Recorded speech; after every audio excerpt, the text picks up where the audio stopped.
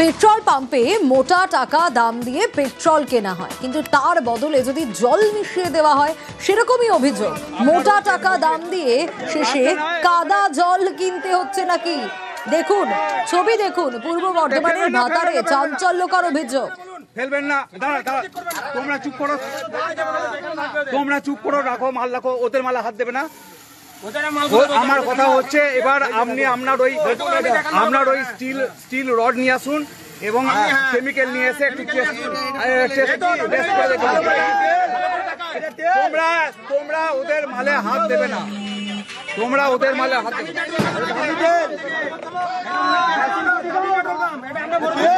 এখানে দেখতে পাচ্ছেন এটা পেট্রোল। শরদিন্দু রয়েছে আমার সঙ্গে। শরদিন্দু, এত ভয়ঙ্কর অভিযোগ এবং রীতিমতো ছবি দেখা যাচ্ছে যেখানে পেট্রোলের জায়গায় নাকি কাদা জল কিনতে হচ্ছে। এই ঘটনা তো একদিন দুদিনের নয়, নিশ্চয়ই দীর্ঘদিন ধরে এই কাজ চালাচ্ছিলেন এই পেট্রোল পাম্পে যারা রয়েছেন। তারপর পুলিশ কি পরিস্থিতি নিয়ন্ত্রণে আনার জন্য ঘটনাস্থলে পৌঁছলো, কি ব্যবস্থা নিল? কিষান মান্ডির কাছে যাই, এই তো তেল দেখুন, কি রয়েছে তেলে, কি মনে জল। দেখো সোনিয়া, বর্ধমান কাটোয়া রোডের উপর বেলেন্ডা মোড়, এই বেলেন্ডা মোড়ের পাশেই, রাস্তার পাশেই রয়েছে এই পেট্রোল পাম্প। এবং গত কয়েকদিন ধরেই এলাকার বাসিন্দাদের সন্দেহ হচ্ছিল তারা যে মোটা টাকা দিয়ে পেট্রোল বা ডিজেল কিনছেন তাতে জল বা নোংরা মিশে থাকছে এবং তারা এটি সন্দেহ করছিলেন। এবং আজকে এক ব্যক্তি তার ড্রাইভারকে তেল আনতে পাঠান এবং সেখানে পেট্রোল নিতে গিয়ে তিনি দেখেন যে পেট্রোলের সঙ্গে জল রয়েছে, কাদা জল রয়েছে।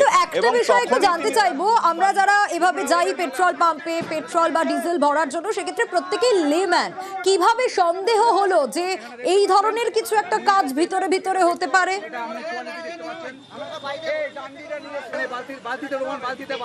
দেখো, গাড়ি বা স্কুটি বা মোটর সাইকেলের ক্ষেত্রে ডাইরেক্ট একেবারে ট্যাঙ্কে তেল চলে যায়, কিন্তু কেউ যদি জারে করে তেল আনতে যান তাহলে বোঝা অনেকটাই সম্ভব যে তাতে পেট্রোলের সঙ্গে ময়লা বা জল মিশে থাকছে। তেমনই সন্দেহ হলে এই যে গাড়ির চালক তিনি প্রতিবাদ করেন এবং তিনি প্রতিবাদ করা মাত্র আশপাশের আরও অনেকেই যারা এই পাম্প থেকে গত কয়েকদিনে তেল কিনেছিলেন তারাও একসঙ্গে সেই প্রতিবাদে সামিল হন এবং তারাও বলেন যে হ্যাঁ, নিশ্চয়ই এখানে পেট্রোলের সঙ্গে জল মেশানো হচ্ছে।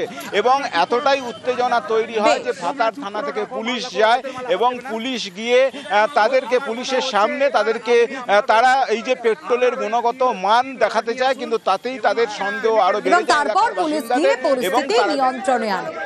গাড়িটা সকালবেলায় আমি নিয়ে যাচ্ছিলাম বর্ধমান, আমার বেলেন্ডা পুলের কাছে তেলটা শেষ হয়ে যায়। আমার একটা ড্রাইভারকে বলি, ভাই আমাকে একটু জারে করে তেল এনবে। ও ভাতার পাম্প থেকে তেল আনে, তেলটা ঢালার পর পাম্পের একটু আগে গিয়েই আমার গাড়ি স্টার্ট অফ হয়ে যায়। তো আমি এসে গ্যারেজে লাগাই, গ্যারেজে দেখি যে তেল নয়, এটা ফুল জল। আমাদের ভাতারের পাম্পে তেল ভরতে যে তেলের গাড়ি জল ছাড়া কিচ্ছু নয়। কী করে বুঝলেন? এই তো গাড়ির মধ্যে তেল ভরেছি, তেল ভরে গাড়ি পাহাড় দিয়েছি, জল দিয়ে পাম্পে গেলাম, পাম্পে যদি ম্যানেজার গেলে ম্যানেজার দিয়েছি জলই বেরোচ্ছে, জল বেরোচ্ছে একবার জল দিয়ে আবার সাঁড়াতে খুলে গেল, দিয়ে দেখছি বালতিতে 4 বালতি ঢেলে সব জল। বাংলা বলায় বাংলাদেশি সন্দেহ, বাংলাদেশি তকমা এবং আটক করা, বারবার এই অভিযোগ উঠে এসেছে। নদিয়ার কালীগঞ্জে একাধিক শ্রমিককে আটক করা হয়। সরব হন কৃষ্ণনগরের তৃণমূল সাংসদ, কিন্তু এবার ওড়িশা থেকে বাড়ি ফিরলেন বাঙালি পরিযায়ীরা। আরও বিস্তারিত সমীর জানাতে পারবে এ বিষয়। সমীর, পরিযায়ীরা বাড়িতে ফিরেছেন, আমরা দেখেছি বারবার কৃষ্ণনগরের তৃণমূল সাংসদ তিনি সরব হয়েছিলেন তাদের ফিরিয়ে আনার জন্য, প্রশাসন তৎপর হয়েছিল, বন্দি দশা তো তাদের কেটেছে, কিন্তু যেভাবে বাংলা বলায় বাংলাদেশি হিসেবে আটক করে নেওয়া হয়, নিশ্চয়ই এখনো আতঙ্কিত তারা।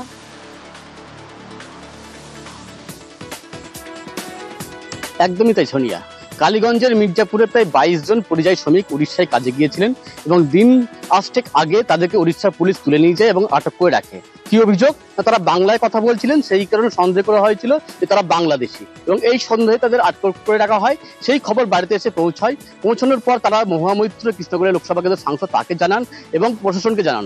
এরপরে কিন্তু মহামৈত্র উদ্যোগী হন, তিনি সোশ্যাল মিডিয়ায় যেমন সরব হয়েছেন, এর পাশাপাশি প্রশাসনিক তৎপরতা শুরু করেন।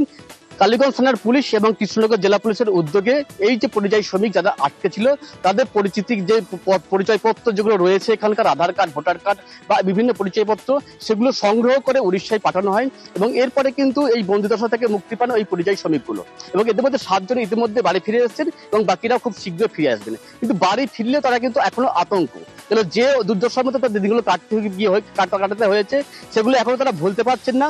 এর পাশাপাশি তারা পেটের দায়ে সেখানে কাজে গিয়েছিলেন, এখন কাজ হারিয়ে এখানে ফিরে এসেছে, কারণ কি খাবেন সেই নিয়ে যেমন চিন্তায় রয়েছেন এবং এখনো পর্যন্ত যে শ্রমিকগুলো বন্দিদশা থেকে মুক্ত পেয়ে হলেও বাড়ি ফিরতে পারেনি সেই পরিবারগুলো কিন্তু দুশ্চিন্তায় রয়েছেন। এখন কি করে তারা দিন গুজরান করবেন, কি করে সংসার চালাবেন, কেন কর্মক্ষেত্রে গিয়ে তারা হয়রানির শিকার হয়েছেন, কি করে আগামী দিনগুলো অতিবাহিত করবেন। প্রশাসন কিভাবে তৎপর হয়েছে তাদের ফিরিয়ে আনার জন্য, এই মুহূর্তে প্রশাসন কি বলছে?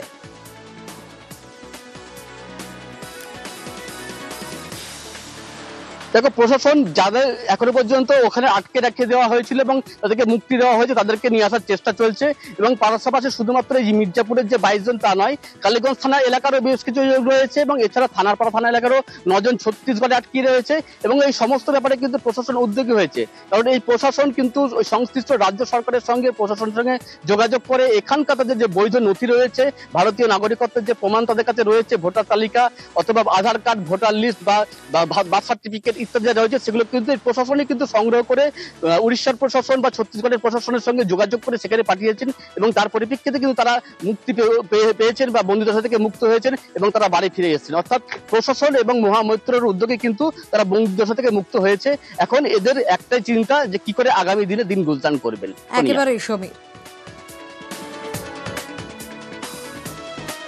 ফুল এসব রাজনীতি আর বাংলাদেশি একটা গ্যারান্টি সব মানে সবাইকে ভাবছে, আমাকে নিজেই বলিল বাংলাদেশি বল, তোকে আমি 50,000 টাকা দেবো, ওই তো তোকে বাংলাদেশে তুলে দেবো, কিছুদিন তুই থাকবি, থেকে তুই আবার বাংলা ইন্ডিয়ায় চলে আসবি। ওটা মানে ওখানকার পুলিশে বলল দিয়ে আমি বললাম স্যার আমি বাংলাদেশি লয়, আমার বাংলাদেশে একটাই ফোন গিয়েছে 1 মিনিট, তার বেশি আর যায়নি, এবার তুমি মোবাইল চেক করবে। ওদের এনআরসি করারই ওই হবা না, আমি আর কাজ যাবো না।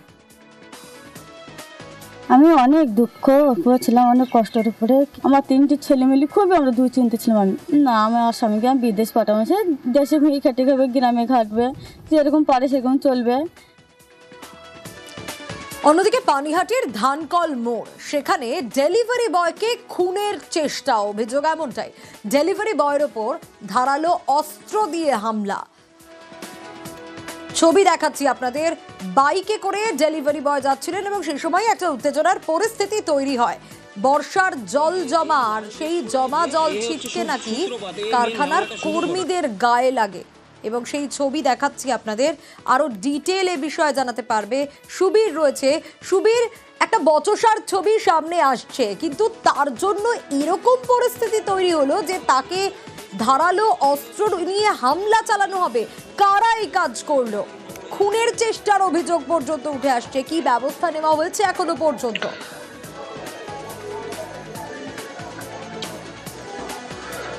দেখো, পানিহাটি পৌরসভা 4 নম্বর ওয়ার্ড ধানকল এলাকা, সেখানে পাশাপাশি দুটো যে বেসরকারি সংস্থার যে অফিস, সেখানে কিন্তু একটি ডেলিভারি সংস্থার অফিস রয়েছে এবং সেখানে বর্ষার জমাজল ছিটকে পাশের অফিসের কর্মীদের গায়ে যায় এবং তারপরে কিন্তু সেখান থেকে বচসা হয়। বচসার পরে কিন্তু হাতাহাতি হয়। হাতাহাতি হওয়ার পরে যে ডেলিভারি বয় যারা রয়েছেন তাদেরকে কিন্তু বেধড়ক মারধর করা হয়, ধারালো অস্ত্র দিয়েও মারধর করা হয় এবং 3 জনকে আহত অবস্থায় তারা বড়রাম হাসপাতালে চিকিৎসাধীন রয়েছেন এবং যারা মারধর করেছে তাদের বিরুদ্ধে ইতিমধ্যে খড়দহ থানায় লিখিত অভিযোগ দায়ের করা হয়েছে এবং এখনো পর্যন্ত অভিযুক্তরা পলাতক রয়েছেন, তাদের খোঁজে তল্লাশি চালাচ্ছে খড়দহ থানার পুলিশ।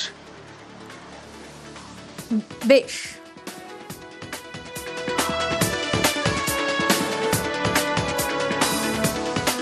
কাজে আসার পর আমি সেখানে চিল্লামিল্লি শুনতে পাই আমাদের গেটের সামনে। আমার ওপরেই মেন শুরু হয় যে তুমি গালাগালি করলে, পিছন দিক থেকে এসে ঝামেলা হচ্ছে সেন্ট্রাল ওয়ার হাউসের ছেলে এই কেসটায় পুরো জড়িত আছে। 3-4 জন মিলে যে যেরমভাবে পারে সে সেরম মারে এবং এক বয়স্ক কাকাও ছিল, তাকে ধাক্কা দিয়ে ফেলে দেওয়া হয়। সেই কারণে আমরা প্রোটেস্ট করি। মারপিট শুধু হাতে নয়, আমাদেরকে রীতিমতন বাঁশ, লোহার রড, তারপর ওই হুক মানে যেটা দিয়ে মাল টানে, এই হুক দিয়ে একেবারে টেনে দেওয়া হয়েছে। বহুত আতঙ্কিত, আমরা কাজ বন্ধ করে দিয়েছি।